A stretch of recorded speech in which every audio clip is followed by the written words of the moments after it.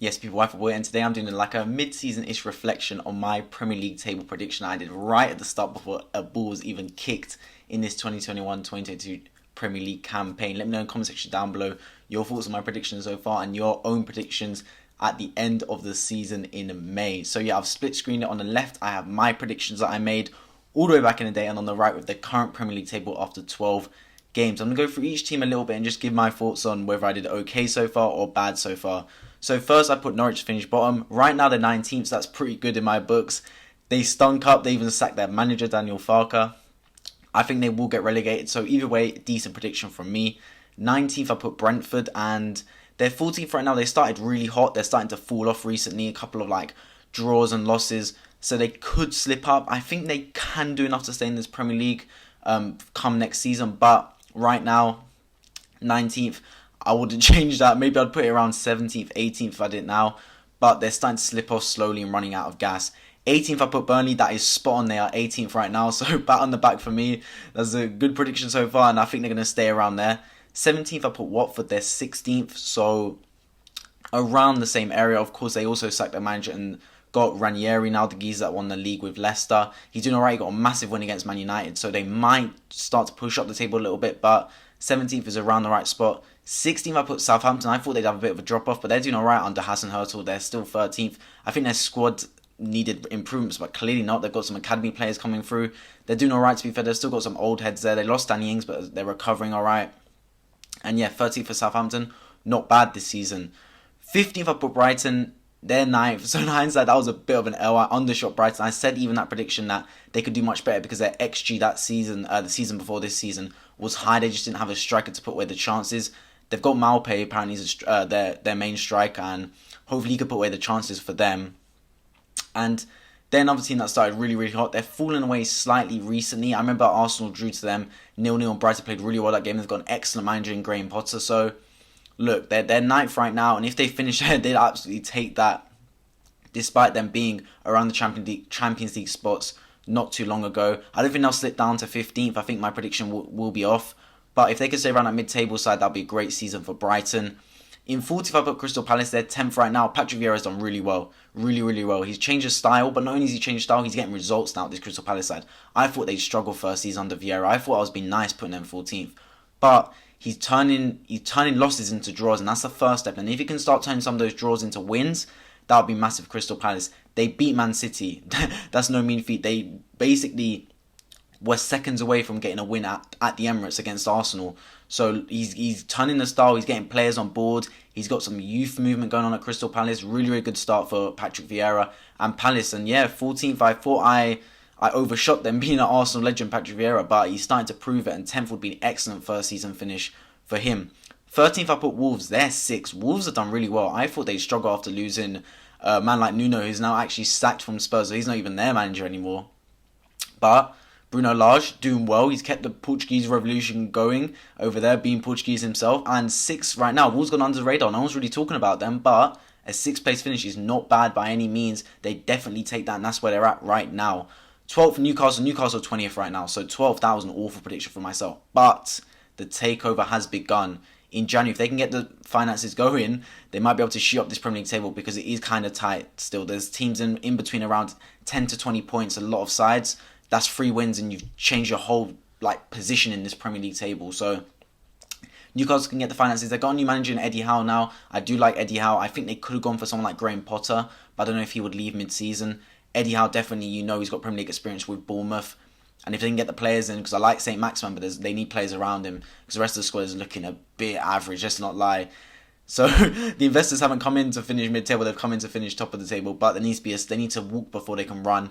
So they need to get out of this relegation battle and start shooting up this Premier League table a bit. 11th Leeds, right now they're 17th. They're having a bit of second season syndrome. They got a bit of injuries lining the squad. Unfortunately, like Calvin Phillips was playing centre-back against Spurs. Again, that, to be honest, they could have got a point with. The Leeds last season would have got a point from that game against Spurs. This season, they're struggling. They managed to lose against a depleted Tottenham side with no confidence. But yeah, Bielsa needs to sort out ASAP because they're doing what Sheffield United had last season, a bit of second season syndrome. They need to buck up their ideas and get back into this because they don't want to be slipping away and getting relegated, especially after they took so long to get back into the Premier League. I put West Ham to finish 10th. This season, they're 4th. West Ham done amazing. I knew last season they were good. I knew this season they'd be still decent. But I thought they'd slip away with the games going with the Europa. They obviously lost Jesse Lingard, who was a big part of their revolution last season. Now, they've seemed to recover really well, and they're still keeping going. Antonio's looking amazing up front. They're playing a system that suits him. Souček is doing well. Rice next to him. That's looking like a really, really underrated midfield in the Premier League. Souček and Rice, just robust midfield. Powerful midfield. And West Ham are keeping the revolution going. They're in the Champions League places right now. They're in the Europa League, keeping that going. I think they're going to get through their group there. So everything's going well for the Irons. 9th Everton, and they are 11th. So around the similar spot. Everton also started really well. They were around the Champions League spots and started to fall away recently. Starting to go in some tough run of games. And with Everton, it's always a case of, can they just keep at it in the Premier League season? You don't want them to, well, their fans definitely don't want them to just fall apart. They always seem to just be there, just underperform a bit, forgotten, really like loss of relevancy. Everton, they're getting a new stadium in. They've obviously got their new manager in Carlo Ancelotti this season, who's a very prestigious manager. He's won the Champions Leagues at Real Madrid. So they just need to start to pick up some players and form. Obviously, they've had injuries. Dominic Calvert-Lewin's been out. Richarlison can't seem to stay fit. But if they can start figuring out the injury and get their proper team back together, that'll be a big chance for Everton to push up this Premier League table. 8th, I put Aston Villa. They're 15th right now, and they've sacked their manager, and it's all going to pot for Aston Villa. Last season, they did well, and I thought they would just kick on from there, but it just hasn't seemed to happen. The signings I thought were good, but they haven't clicked one way or another. Really poor season for Aston Villa so far.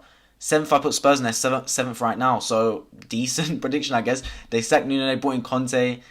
They have, the thing with Spurs, their performances have been awful, but they're getting results. Like, they're 7th right now. If you looked at their performances, there's no way that would warrant a 7th place finish. So somehow, somewhere, they're grinding out victories, and fair play, because if Antonio Conte can now pick up where Nuno left off, even though Nuno had them playing terrible football, they were still getting results. They were still in touching distance of Europe, and they're in European position right now. So if he can start to shoot them up this table, then Tottenham will be definitely contender for top 4, especially with some of the other clubs struggling. In 6th, I put Arsenal. We're 5th. I can't complain then. I put us to finish 6th, and we're higher in 5th, and we're losing the games we're meant to, and we're winning the games we're meant to. So I can't really complain. We definitely need to hit consistency, because we'll definitely get beaten by the teams better than us. There's no doubt about it. But if we can keep winning the games that we're meant to win and keep that consistency there, then the project will always grow, and I'm confident that we can soon reach the top 4. And look, why not make a charge now? Chelsea, Man City and Liverpool are locks for top 4, but that final 4th spot, Man United, Tottenham, West Ham, Arsenal, Wolves maybe might have a shout with it. If it's a 5-horse race for that top 4 spot, why not give it our best shot, man? Because worst comes to worst, we just fall off and get Europa League spot. 5th, I put Leicester, but they're 12th right now, and Leicester's stinking up this season. Is Vardy slowing down? Who knows, man? Like, the geezer's getting old every year. He's not going to get any younger. They can't keep relying on him. Tielemans, I don't think his head's really at Leicester right now. I think he wants to move away. They also have injuries that have plagued their squad a bit. And yeah, Brendan Rodgers needs to turn it around big time. He's obviously, there's always calls for him to leave Leicester and join a bigger club. But if he's not sorting out Leicester right now, he's not going to get an offer from a bigger club. 4th, I put Man United, and they're 8th right now. Of course, Ole Gunnar Solskjaer has been sacked. The most recent manager departure. I knew Man United wouldn't be able to compete with Chelsea, Man City and Liverpool. I didn't think they'll be this bad. Like, their squad can't compete with those 3, but I didn't think it would be this, like, terrible. I know they rode their luck sometimes last season, but this season, even this season, they're riding their luck. That they, against West Ham, they won due to a last-minute penalty miss. There's times this season where I've looked at them and gone, you don't look convincing, but you're getting results. They're 8th right now, but like, whoever comes in has got a big project at Man United. They've got Ronaldo. I did this prediction before Ronaldo even came in. And Ronaldo, is he like there's all these debates. Is Ronaldo a good thing, a bad thing? Obviously, it's a good thing he's saving them with goals. But then there's a bad thing. He doesn't press, and the systems had to change to accommodate Ronaldo. And is that the best system for Manchester United, not having Ronaldo? So, look, who knows, man? United have got a lot of problems at that football club. The owners is a whole nother problem. The Glazers and all that.